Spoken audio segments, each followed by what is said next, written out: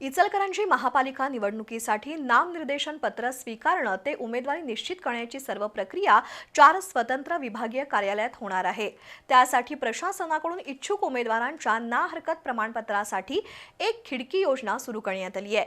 शिवाय उमेदवारांच्या खर्च मर्यादेवर लक्ष ठेवण्यासाठी स्वतंत्र यंत्रणा, आचारसंहितेचं उल्लंघन करणाऱ्यांवर कारवाईसाठी पथकं, मतदान केंद्र आणि जनजागृती ते मतमोजणीपर्यंतच्या सर्व प्रक्रियेची तयारी सुरू झाली आहे। इचलकरंजी महापालिकेच्या निवडणूक प्रक्रियेसाठी एकूण 1600 कर्मचारी कार्यरत असल्याची माहिती आयुक्त पल्लवी पाटील यांनी दिली। तसंच सर्वच राजकीय पक्षांनी आदर्श आचारसंहितेचं काटेकोर पालन करण्याचं त्यांनी आवाहन केलंय। इचलकरंजी महापालिकेची पहिलीच निवडणूक होत आहे। या पार्श्वभूमीवर आयुक्त पल्लवी पाटील यांनी पत्रकार परिषद घेऊन निवडणूक कामकाजाची माहिती दिली। 1 जुलै 2025 रोजीची इचलकरंजीची 2,48,907 मतदारांची अंतिम यादी निश्चित झाली आहे।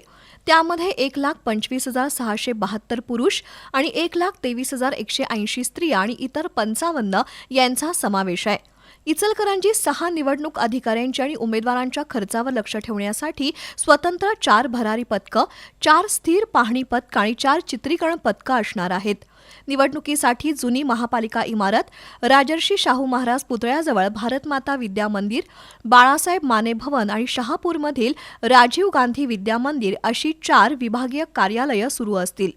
या कार्यालयात प्रभागनिहाय उमेदवारी अर्ज दाखल करणं, छाननी, चिन्हांचं वाटप आणि अंतिम उमेदवारी यादी निश्चित करण्याची कामं दिली आहेत। तर सर्व प्रकारच्या ना हरकत दाखल्यांसाठी एक खिडकी योजना सुरू करण्यात आली आहे। निवडणुकीसाठी ऑफलाईन उमेदवारी अर्ज भरता येणार असून निवडणूक माहितीची पुस्तिक आणि अंतिम मतदार यादी महापालिकेत विक्रीसाठी उपलब्ध असल्याचं आयुक्त पाटील यांनी सांगितलं। या व्यतिरिक्त आयुक्त सुषमा शिंदे, उपायुक्त नंदू परळकर, अशोक कुंभार, विजय राजापुरे, नितीन बनगे उपस्थित होते।